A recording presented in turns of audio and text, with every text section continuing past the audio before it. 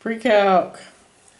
It's Monday, and we have been studying exponential growth equations, and we're working with that in class today. We saw a video on the weekend, and then we talked about it further in class. So I'd like to do one more like that. So I'll write it out as you write out this example in your comp book. When an organism dies,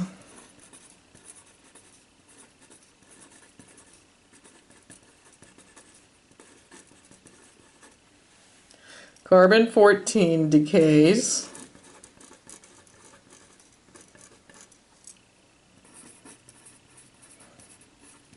like this. The amount at time t equals the amount at time 0 times e to the negative 0.00000124 times the time. Oops, ran out there. So the amount of carbon-14 at time t equals the amount at time 0 times e to the minus 0.000124 t. The time here matches the amount at this time here. This is a time, this is the amount at that time. Alright, so this is a way that scientists date all kinds of things and make some assumptions which may or may not be true, but this is how it works mathematically. So let's say if 1,000 milligrams of carbon-14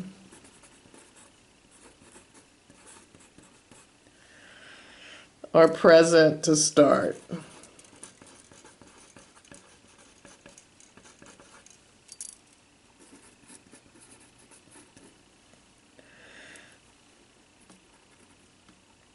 How many milligrams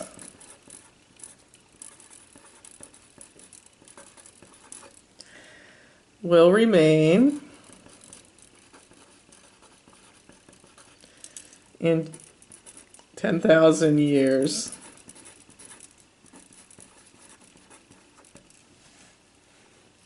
All right, so we're going to work with this equation and plug in, see what happens.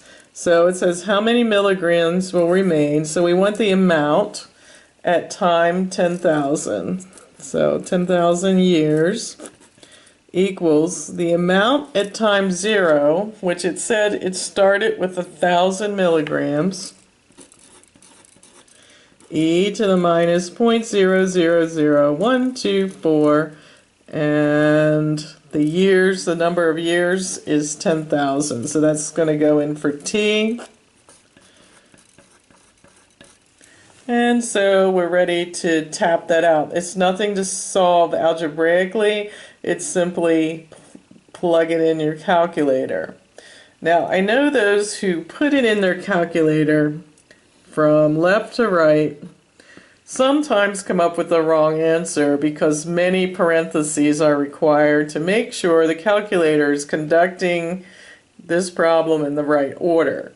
So I recommend the inside-out method. So you go inside and calculate this first.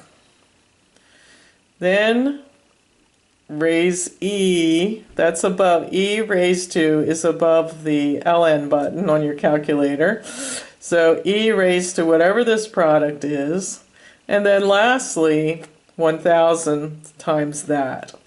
So notice I went from the inside of the function out. So inside out gave me 289 milligrams. So I like to try to get that out of your calculators, and that's the amount at 10,000 years.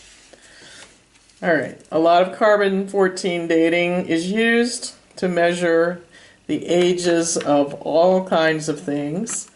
And it does make some assumptions, and that is that this rate is the same today as it was millions of years ago, which is a pretty big assumption. All right, well, that's for another discussion. Let's look now. This is really something we've already practiced. So I wanted to lead it into some other exponential functions. The first one is going to look like this. Turns out that lots of things in life follow a curve that looks like this. And what it's saying, when a curve looks like that, what it's saying is, say we have the middle of the road, say we have the length of everyone's little toenail, the length of everyone's little toenail. And it turns out that some of us have a little toenail that has a length of, say, 2.5, not 2.5, wouldn't be that long. Let me look at my little toe. Okay, it looks like about 1.1 centimeters. All right, but then some of us have the length of our little toenail from the base to the tip is a little higher than that. And so here's where you measure, like here's the y-axis. So this is how many people have 1.1. Most people are right around that. But then some people have a little less than that. And some people have a little less, I'm sorry. So this is going up. So say we're at 1.12, 1.13, and 1.14. So what it's saying here then, some people, a lot of people have a little toenail that's 1.1 centimeters long. Fewer people have one that's what did I write there? 1.2 centimeters long. Fewer people have longer, and look how many have, say we wanted the 1.4, 1.5, 1.6, 1.7. So we get down here to like 1.7. There aren't many people at all. This is how many people have the very, very long little toenail. Going the other way, what about shorter than 1.1? Say 1.0, 0.9, 0.8, 0.7. We'll make all these people the same age.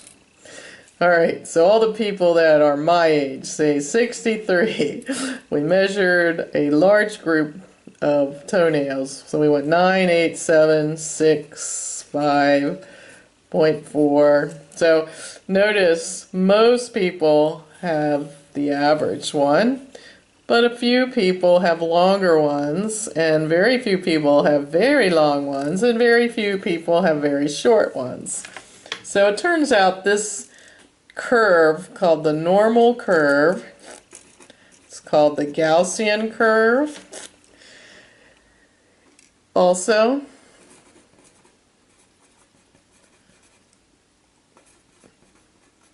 turns up all over the place, and it turns up a lot in biology, it turns up in finance, and it turns up all over, and it has an equation. Write down its equation.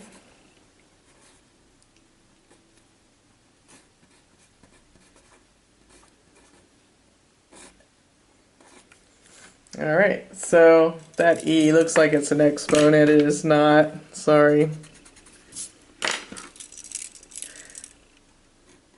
All right, this is an exponent, this part. All of that is in the exponent that e is raised to.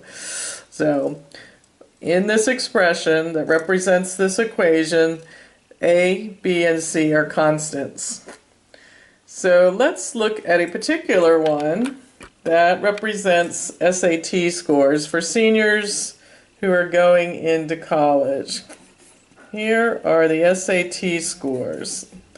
0.0035 e to the minus, in parentheses, x minus 518 quantity squared over 25 1,992. So you can see the A has been identified, the B has been identified, and the C has been identified. So what you're going to be asked to do with that equation is to recognize that it is the normal curve, the bell-shaped curve, we've heard it called as well. And they're going to ask you to find, on this one, you know it's going to take this shape. On here, the score that occurred the most was 1.1 centimeters, as seen over here. That's how many. You're going to be asked to find that value, and the way you're going to be asked to do it is to put this in your calculator.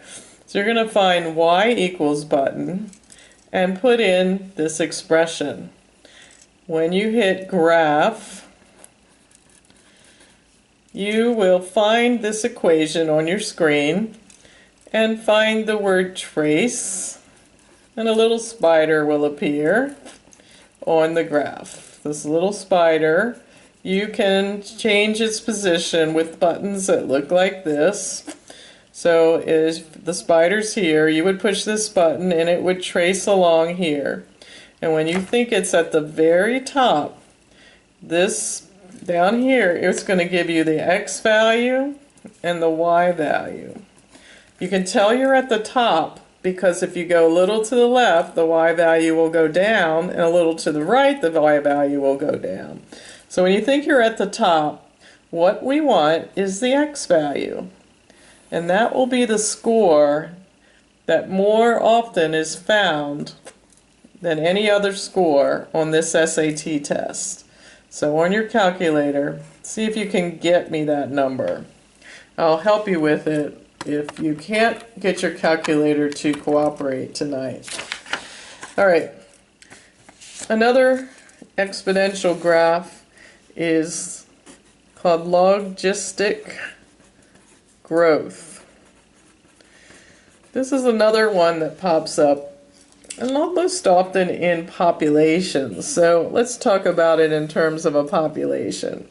What it does is it starts at the growth is sort of small, and then all of a sudden it erupts and it grows very fast, and then it slows down again. In fact, it slows down in such a way, I don't mean to make it look like it gets lower there, but it just stops growing. So it's going to come up quickly and then level off like that. And in fact, there's a fence post, we call them asymptotes, which this function will never reach. It'll get closer and closer, but not reach. Do you see how this makes sense for population growth? For example, we are counting the number of foxes in the area.